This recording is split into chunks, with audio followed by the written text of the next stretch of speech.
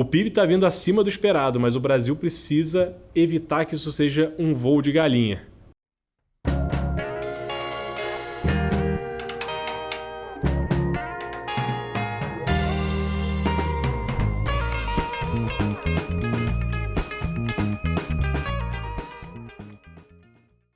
É isso aí, é mais um Ligando os Pontos.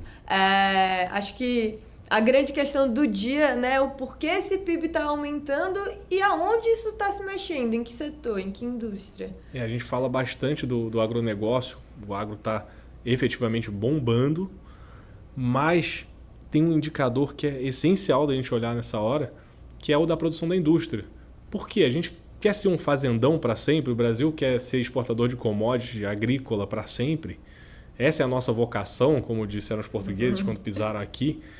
Eu acho que não, acho que a gente devia criar uma coisa sustentável, porque commodity, acabou a demanda ali, começou a plantar mais barato em outro lugar, é o caso da seringueira, né? A gente extraía borracha na Amazônia até que começaram a plantar em outro lugar e acabou um setor inteiro no Brasil. Então a gente não pode depender disso, a gente tem que depender de produtos beneficiados, tem que depender de produtos industrializados. É isso que sustenta uma economia. E diversificar também, né? A gente fala tanto de diversificar a carteira, tem que diversificar a produção, nunca se sabe. Acontece uma guerra, insumo sobe, insumo desce. Então, acho que é uma questão muito grande de você até ter uma independência. Tem um equilíbrio, né? Um equilíbrio e acho que é mais um piso de segurança, sabe? Não depende, se você depende 100% de uma coisa, no momento que ela falhe, que ela dá errado, acabou para você não tem nem dinheiro para investir em outra. Pois é, o problema está nisso. A nossa produção industrial hoje está 2,3% abaixo de antes da pandemia. Ou seja, a gente produz menos na indústria brasileira hoje, agora 2 anos depois da pandemia, 3 anos depois do início da pandemia, do que a gente produzia em 2019. A gente está 18% abaixo do último pico de produção industrial. Ou seja, a nossa indústria está produzindo muito pouco, mas tem chance de virar esse jogo, ou de pelo menos começar a virar esse jogo. E tem o caso da reforma tributária também, né? Que a gente acabou de encaminhar, né, no Congresso, está caminhando bem, mas o Ives Gandra, que é professor de Direito, enfim, jurista conhecido, ele botou um ponto muito interessante no artigo recente dele, que ele fala que agora o setor de serviços e o setor de comércio, como está a reforma hoje, vai começar a pagar a conta da indústria. E é uma conta que a indústria se queixa de pagar por muito tempo nos serviços e nos comércios. Ou seja, a indústria se via como muito tributada e, segundo os próprios industriais, estava subsidiando o serviço e o comércio. E agora, essa reforma, por focar no consumo, ela acaba virando um pouco o jogo e facilitando um pouco o negócio para a indústria, do jeito que está a reforma até agora, né? A gente não tem muita certeza.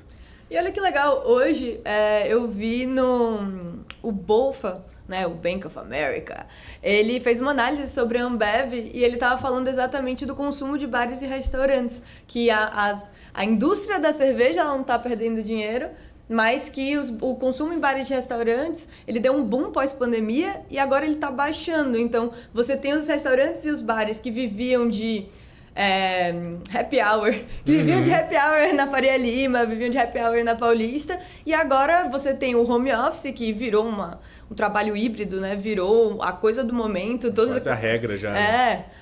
Muitas empresas estão aplicando, e aí você não tem mais happy hour, então você tem uma baixa nesse consumo. Então, muito interessante que isso venha logo no mesmo dia. E a tributação está mexendo justamente nessa lógica ali. A ponta da corda, né? O consumo da cerveja talvez seja mais tributado, enquanto a produção dela talvez seja menos tributada, né? Olhando a reforma até agora, mas isso é bem legal, pensando que isso pode ser um incentivo para a industrialização. Brigar com a turma da indústria não é bom, tá, Maju? Nunca é. Então, é bom lembrar, por mais que a gente fale, a indústria do Brasil está fraca. O impeachment da Dilma, você vai lembrar comigo, tinha um pato amarelo de símbolo. Da onde veio esse pato amarelo? Você não briga com a Fiesp. Você não faz uma reforma e não agrada os industriais, porque eles fazem muito barulho. Eles não aparecem o tempo inteiro. Não, mas eles fazem muito barulho. Porque eles são geradores de renda do Brasil. Eles são geradores de negócios para o país. E é um momento sim de rever se a gente não precisa dar um incentivo para aumentar essa industrialização nesse reequilíbrio, não é aumentar a injeção financeira, mas no reequilíbrio de contas é um bom momento para você ver isso. Reforma é um bom momento para ver isso. A gente estava vendo que o Haddad, né, anunciou 15 bilhões de reais para a indústria trocar de maquinário, que tem um nome específico, que é de obsolescência e tal. Sim. Mas, na verdade, você adianta a troca do maquinário, porque tributariamente faz sentido isso, você incentivar a pessoa a trocar a máquina na indústria dela antes dela estar capenga, sabe? Sim, perfeito. Para aumentar a produtividade também, né? Exatamente. Máquinas novas produzem mais e com menos energia, que também é um ponto. E ESG, falamos de ESG de novo. Até a Confederação Nacional da Indústria, né, a CNI, ela já se posicionou a favor da reforma tributária, o que mostra bem a quem que essa reforma tributária está ajudando. Até porque uma confederação desse tamanho não se posiciona à toa. E aí você entra no site da CNI, tem um slogan lá, reforma tributária, é bom para o Brasil, é bom para você. Bom, os industriais botando um slogan desse é sinal de que essa tese do Ives Gandra merece ser ouvida, de que a indústria acaba se beneficiando numa reforma tributária do consumo. E sabe o que eu acho muito legal? Que eu tomei um susto, não, né? Mas que eu não esperava. Eu fui dar uma olhada, né, no índice da indústria que você trouxe na coluna. E tem empresas lá que a gente não imagina. A gente pensa em indústria, a gente pensa em ferro, aço, máquina, fogo. Mas não, a JBS tá lá, a Vivara tá lá, a Marfrig tá lá. Eu acho muito interessante também que industrialização também não é só tirar o agro, que tá dando muito negócio, né? Tá dando muito dinheiro. A própria JBS, que a gente falou, né, no outro podcast, que tem o quê? 2% do 2% do PIB passou pela cadeia produtiva da JBS. Clique embaixo para assistir. E é isso, é perfeito, porque não é só você, não, vamos investir em indústria e deixar o agro de lá, que teve um projeto desenvolvimentista na década de 50 aqui no Brasil, né, na América Latina, nesse período ali, 40, 50, 60. Então não é isso, é um plano novo. Não é você criar mais estatais e fazer, não, vamos fazer uma produção aqui. É você pensar, olha, a gente tem esse desenho de mercado, como que a gente pode usar isso para dar uma segurança nacional também, né, querendo ou não. Você está num começo de governo, você tem uma indústria que está na baixa da produção, você está fazendo uma reforma tributária, ou seja, você pode ajudar um setor em detrimento de outros, você vai ter que fazer esse reequilíbrio de contas, então está num momento interessante desse tipo de coisa, esse tipo de programa de incentivo e tal, para talvez, não tem certeza, mas talvez destravar um crescimento que está ali sendo segurado até agora por algumas dificuldades, uma delas a questão tributária. E o INDX, que é tipo o Ibovespa das indústrias, esse ano ele cresceu 4%. O Ibovespa, que a gente viu cair pra caramba recentemente, cresceu 8%. Então as indústrias estão realmente bem amassadas ainda, mas sem uma visão, né, sem uma certeza do que pode ser feito para elas. Agora com essa injeção, né, com programas de injeção, com talvez equilíbrio fiscal, tributário, você consiga destravar esse tipo de coisa. Porque daí a indústria melhora.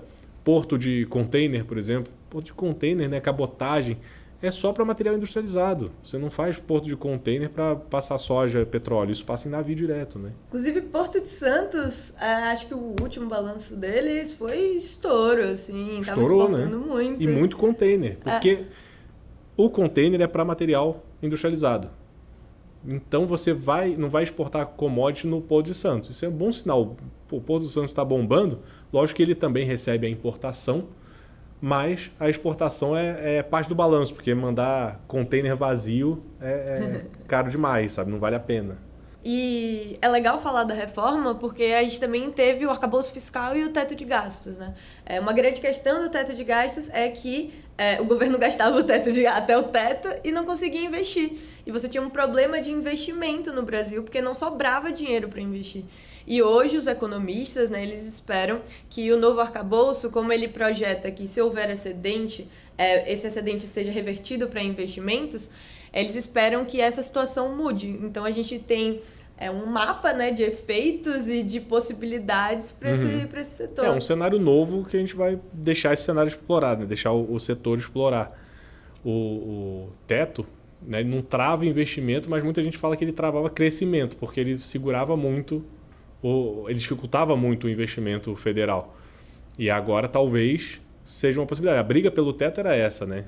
Que ele dava segurança de que não ia aumentar muitos gastos, mas ao mesmo tempo ele dava uma insegurança ao travar muito a possibilidade de expansão, né? Uma empresa precisa de expansão, um governo precisa de expansão. E a briga do teto é eterna. Eu acho que nunca vamos chegar a um acordo sobre isso. Eu tinha que ter o melhor dos dois mundos, né? Uma segurança e um dinheirinho de investimento. Pô. Exato. Só falta Como conseguir. assim? Só falta combinar com a realidade. Deixa eu negociar com o Centrão. E aí tem o caso também que a gente precisa parar para pensar onde é que estão as pessoas da indústria, né? Se a nossa indústria está produzindo pouco, se a nossa indústria está rendendo pouco dinheiro, o que as pessoas que trabalham, que vivem disso, estão fazendo, né? Porque a gente emprega no agro ali 27% da população. Não deu um ano ainda de governo. A gente parar para ver que pode ser um momento da indústria ser retomada de olho nessas pessoas, já que a camada mais escolarizada da população foi a que mais perdeu renda nos últimos 10 anos.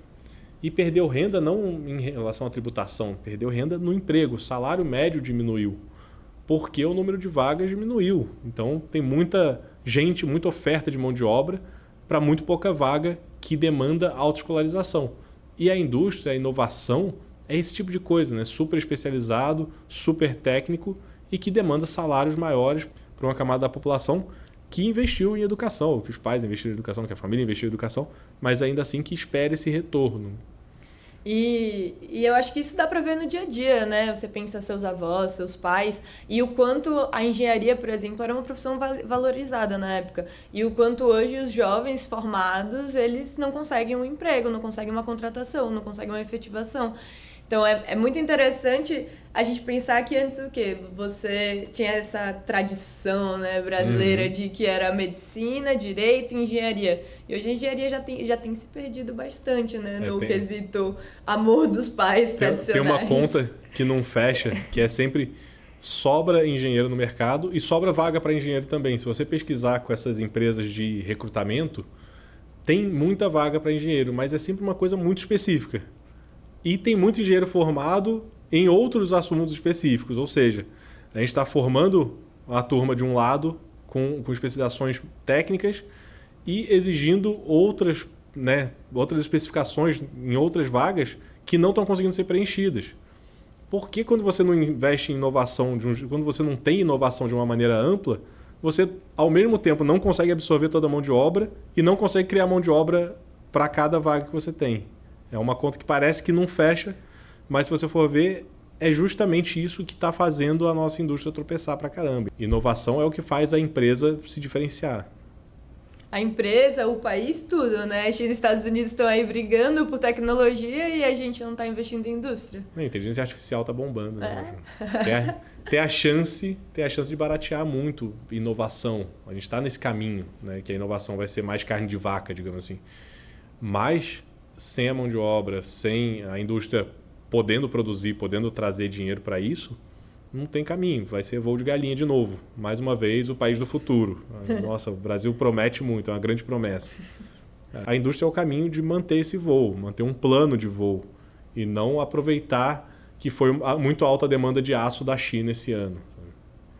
Ou a grande safra agora de milho, a grande safra de soja, as colheitas dos Estados Unidos diminuindo, isso tudo é volátil, né? Não dá para depender disso. Exato, não pode ser tão dependente. Você viu a crise dos chips. Quando faltou chip, todo mundo ficou com dor de barriga. O mundo inteiro com dor de barriga porque 2 fábricas no Japão pegaram fogo. Basicamente isso. Sim. Então, se a gente não tem isso dentro de casa, é esse tipo de risco que a gente corre, né? E é o que os Estados Unidos também está tentando evitar. Então, assim, o brasileiro gosta muito, né, de falar dos Estados Unidos. Então, vamos se inspirar um pouquinho neles, vamos investir na nossa indústria também. A gente não precisa só ficar comprando deles. Não precisa ser o fazendão do mundo. Então é isso. Encerramos mais um Ligando os Pontos. Se não está inscrito no canal do YouTube, inscreva-se no canal do YouTube. Se não está no Spotify, inscreva-se no Spotify. Pode falar Spotify no YouTube? Tem problema? Não. Tem não. Então inscreva-se no Spotify também. Inscreva-se no YouTube e segue a gente no Instagram, segue a gente no monitordomercado.com.br, que todo dia tem notícia fresca o tempo inteiro. Siga a gente nas redes sociais, no Instagram, no Twitter e dê uma classificaçãozinha pra gente no Spotify. Ah, boa. E aí, a gente tá no TikTok também, tem pedacinhos dos vídeos no TikTok. Muito obrigada, Marcos. Obrigadão, Maju. Até mais. Até semana que vem.